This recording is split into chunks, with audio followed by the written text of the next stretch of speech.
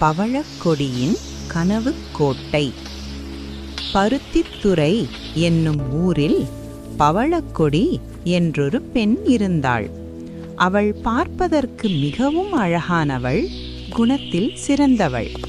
அவள் தினமும் பால் கறந்து அதனை தலையில் சுமந்து சென்று சந்தையில் விற்று வருவது வழக்கம். ஒரு நாள் பவழக்கொடி ஒரு குடம் நிறைய பாலை சுமந்து கொண்டு மெல்ல நடந்து சந்தையை நோக்கி சென்றாள். அப்போது அவளது மனம் கற்பனை உலகில் சிறகடிக்கத் தொடங்கியது.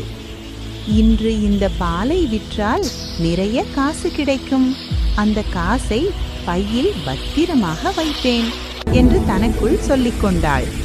அவளது கற்பனை அங்கேயே நிற்கவில்லை.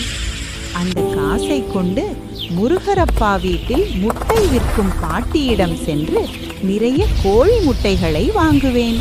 அந்த முட்டைகளை அடை வைத்து குஞ்சுகளை பொரிக்கச் செய்வேன். அவை ஒவ்வொன்றும் புள்ளிக்கோழி குஞ்சுகளாக அழகாக இருக்கும். அந்த குஞ்சுகள் சீக்கிரம் வளர்ந்து பெரிய கோழிகளாகும். அவை இடும் வெள்ளை முட்டைகளை விற்று இன்னும் நிறைய பணம் சம்பாதிப்பேன்.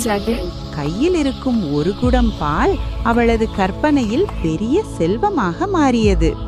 அந்த பணத்தை வைத்து எனக்கு பிடித்தமான வண்ண சேலை, அழகான சட்டை, மாதுளம்பூ போன்ற தொப்பி, வாசனை வீசும் செருப்பு என எல்லாவற்றையும் வாங்குவேன்.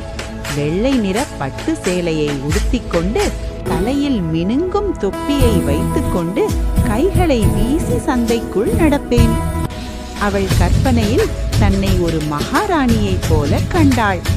அவளது தோழிகளான அரியமலர், அம்புசம், பூமணியும் பொற்கொடியும் அவளை ஆச்சரியத்துடன் பார்ப்பார்கள் என்று நினைத்தாள்.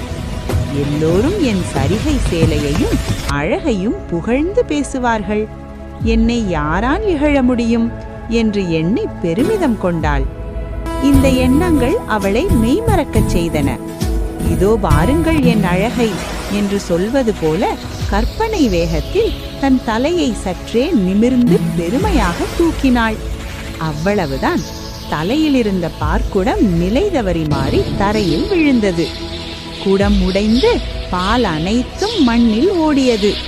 வாங்கி வர நினைத்த முட்டைகள், வளர்க்க நினைத்த கோழிகள், உடுத்த ஆசைப்பட்ட பட்டு சேலை என அனைத்தும் அந்த பாலோடு மண்ணாகி போனது. மிகுந்த துயரத்தோடு வெறும் கையுடன் அவள் வீடு திரும்பினாள்.